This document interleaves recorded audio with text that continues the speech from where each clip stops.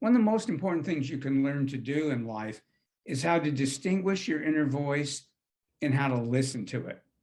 Because even often when we distinguish it, we don't necessarily listen to it. The most dramatic time I ever listened to my inner voice, and I'm really happy I did because it may have saved my life. I mean that quite literally. I was like 22. I was new in San Francisco. And like a lot of 22-year-old young men, I felt kind of invulnerable. I don't know why I did. Something about the hormones, I imagine, at that age. And I'd been at a party in the Mission District of San Francisco, and it was late and I wanted to walk home. And the shortest way to get home was to walk through this park. Now I know walking through a park late at night, not a smart thing to do, but I was 22, I was new in town. And again, I had more confidence than I deserved.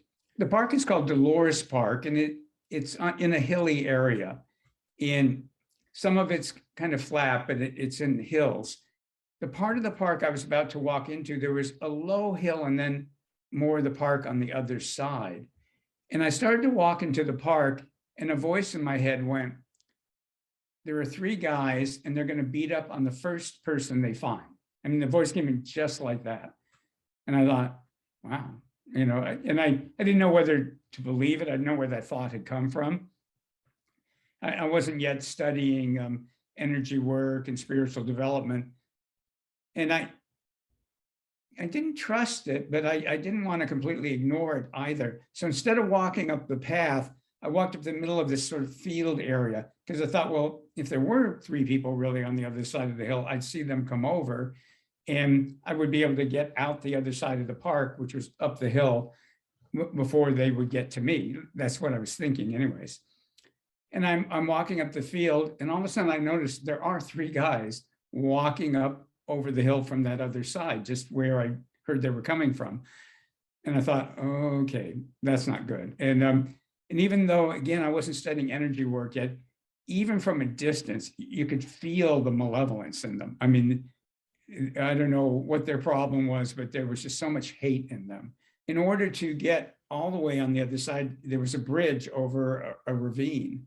And I'm walking towards the bridge, and this other young man is walking this way, and he's really a big guy, and young, in his 20s, also quite big.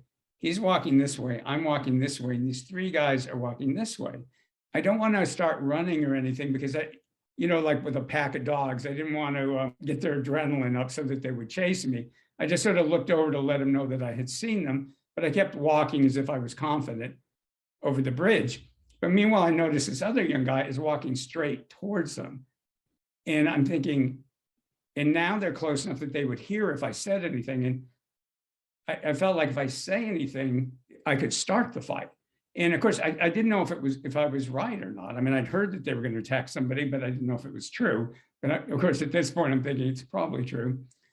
So I get over the bridge, and then they apparently all came together, and all of a sudden I hear this guy, yelling and screaming, and they get him and they drag him down in the ravine and they're beating him up. And I'm on the other side of the ravine and I'm thinking, I can't leave him, but they're beating up this guy who's a really big guy, and I'm pretty confident they could beat me up too. And I don't know if they have knives or guns or, and I'm thinking I can't run down there, but I can't leave him. Oh, and I didn't mention there was a police strike going on. And I'm trying to think what to do. So I went to some of the buildings nearby and I started ringing doorbells, and finally somebody answered and I went, call the police for somebody being beat up in the ravine right below where you live.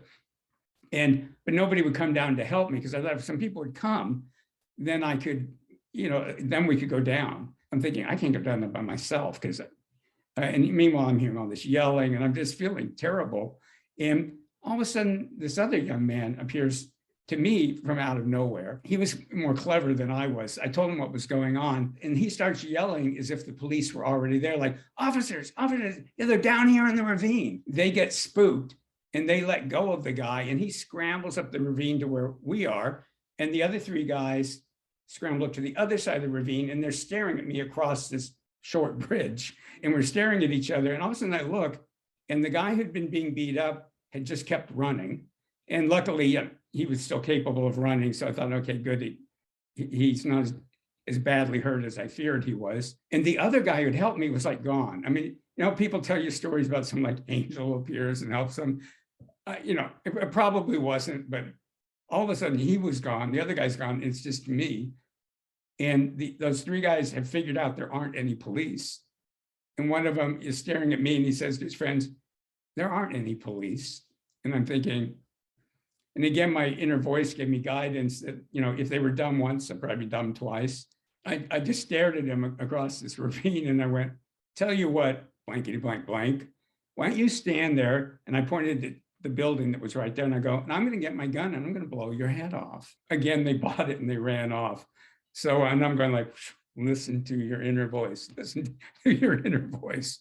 And in fact, I had, if I hadn't, I would have been much closer to them and I probably would have gotten beat up. And they were so angry. I think I'd have been lucky if I'd have only ended up in a hospital, would have probably been the good news.